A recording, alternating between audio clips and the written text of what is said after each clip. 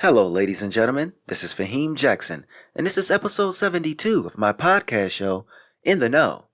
This podcast is aimed at trying to guide people through the world with a variety of topics. I am also using this platform to ask questions and try my best to answer these questions with my viewpoints of the world around me. The following is the episode introduction speech for the topic of today.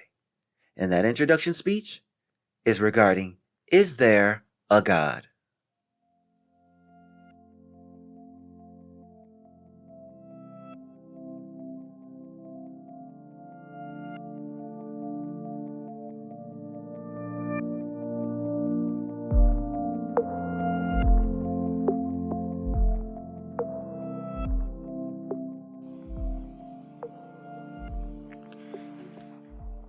Growing up in a conservative region of the country, you are inundated with the idea of religion everywhere you go.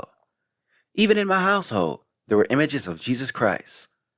Now myself, I've never been that religious of a person, yet living in a fundamentalist family can come with its challenges, especially once you start to ask certain questions that people don't have answers to. But what happens when you start to also question God? No one likes having to talk about the existence of God because so many have their lives wrapped up in it. And this is what you will be hearing in the episode of today. Trust me, for some, even thinking about something like this topic will create a sense of disconnect. But here we go. Is there a God? Who is God? God in religion is the Alpha and the Omega. He created the heavens and the earths, created all life on earth, and gave humans the eminent domain over the lands and skies. He is the Father, the Son, the Holy Spirit. But as you know, this is the religious viewpoint. Others have their own interpretation of God who are non-believers. Now, even in the faith base itself, there are all these meanings for what God could mean, because the above description is only the Christianity view of what God is as a deity. Muslims and Jews have their own beliefs for what God is. Let's say for this topic we stick to the aspects of Christianity. Then if we're going to go down that road, it means that He is the divine being that created it all. Where we live in the universe as we know it to be, He sees all and knows all. Yet there are always going to be the critics, especially once you start turning from God as a faith base and more of an existence of us as human beings, which is more of a fundamentalist viewpoint. Where did God come from? Here's the age-old question about God. And here is where things start to get a little creepy. Because if God is the beginning, then what became before God? Was there another God that created this God? Or has God always existed? Then that would mean time has no beginning to it. It would mean time has always been, but how does something exist without a beginning? The idea of God before God doesn't register. But let's look at God before man. Before creating the earth and heavens, what was He then at that point? Because in order to get to the heavens and earth, He had to have been in existence. Which means God was idle prior. But how does one who is idle create what we have as universe and earth within it? Was He looking to create something else and got the mind to make what we have now? And if so, that would mean that God has a logic, this ability to reason and make rational decisions. So as you can see, there are so many questions surrounding where He came from and why. And yet, there's still a little more questions that we will never know the answers to. Why do we need Him? You might look yourself in the mirror and ask, why? Why is there a reason to need a God? Well, I have a few reasons as to why some may need the presence of God. Humans are detached, difficult to gauge at times, impersonal, devious, antisocial, unpredictable, unreliable, selfish, pretentious, and dangerous. Now don't get me wrong, we have a lot of great that lies within us. But with so much bad, we look to cling to something that is greater than ourselves to build and maintain ourselves. To look to the sky and ask for help and guidance in the eyes of many is seen as primitive.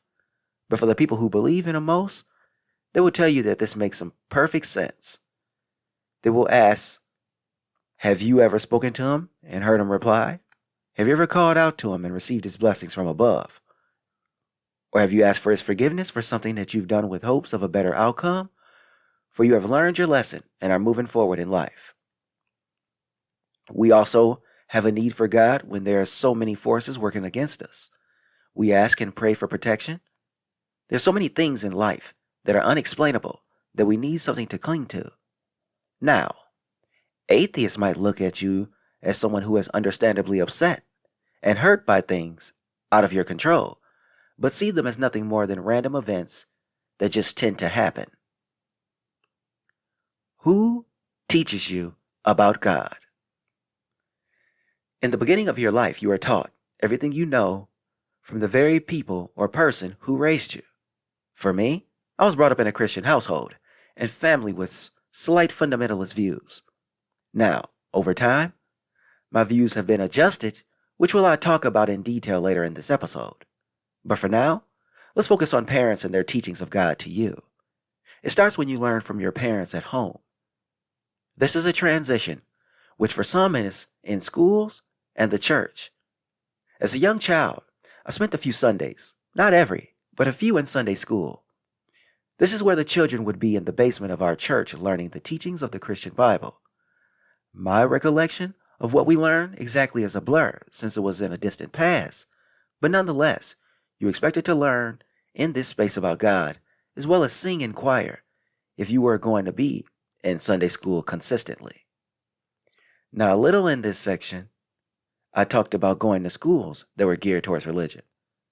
The schools in the United States that are more religious are what we call parochial. They are more geared toward Catholics and Lutherans. Only thing is, as time progresses, we're seeing these schools at a risk of fading out, considering parents now want their children to attend schools with more wide view backgrounds of children of other ethnic groups and religions.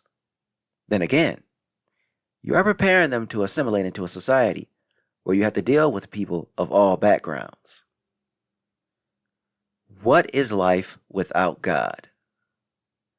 In a world where the idea of God is increasingly becoming something of the past, what would the world look like without God? Because we still have the majority of the world that looks to a deity as a means of being able to cope in life. Now, for the conversation's sake, let's take away all the religion. What will people turn to since society is so undependable? It means being forced to live in our space of living and deal with our reality. I don't think humanity will end. The adults who are used to the one way of life could be hurt because it's all they know. But the generation growing up now will only know life without God. So the world won't come to an end. As a matter of fact, enough time goes by where people look back and almost find it trivial. Or people will look back and muse over the history of religion in places like museums. Is He in your house? You have to realize that something so powerful as religion means you're going to see these images all around people. Even in their homes, you can expect to see a lot of memorandums dedicated to the person's faith base. Christianity images of Jesus Christ, the Virgin Mary, and even angels are prevalent in homes. Some religions see this as idol worshiping to have all these images, because we have these descriptions, but in writing only. So in the other religions, it is seen as a little odd to have images when we didn't have photography. We just have people who have written second and third hand. Why He's not in your house? In addition to the people that believe in God, there are the people who don't believe in God. And for those people, they have their reasons. For the ones that don't, the obvious are the people who won't believe that they are atheists. But you also have the believers who are interested in placing images of their belief systems. In my opinion, the people who are not believers would be the biggest group of people with no God images in their home. Because even the ones that are modest about their beliefs have something that expresses their religious views. How has the existence changed in my own life. As a child, I grew up in a Christian household, but as I became an adult, I went to church less and less. And now that I am in my 30s, it does feel a little awkward to look to the sky for information about life. I have learned that life is about accountability, but also being able to deal with life as it comes. This sounds easier than done, especially if you're going through a rough time. The past year has left people destitute from the pandemic, especially with those who lost loved ones. So when you're losing everything around you, it doesn't shock me that there are people clinging to religion. And for me, I can't tell them living a different way. If it gets them through those tough times, then who am I? But I will say in my own life, the more you learn about people and the natural world around us, it becomes more and more difficult to think that we're being watched by a higher power. Where are we going in the future? From the looks of things, it seems that the United States at least is moving toward a place of no religion. Because every generation is stripping a piece of the religion away that they don't agree with. So at this pace, all religious views are in a spot moving forward.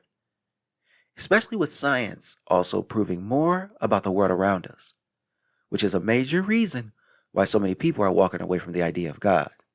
You still have people who know and understand this, but they hold on to spirituality. This is even starting to falter as well. The end statement. Why we have to understand the existence of God. In an effort to try to figure out why so many people need a higher power, we have to follow the past. It all started a few thousand years ago with writings of the text, but the books themselves were written second and third hand and rewritten. Also, the most popular verses were voted upon. So where's the stuff you don't know about? Why was that information taken out? But ultimately, when you have power structures that have constructed our societies over a few thousand years, not to mention wars and subjugation, things change.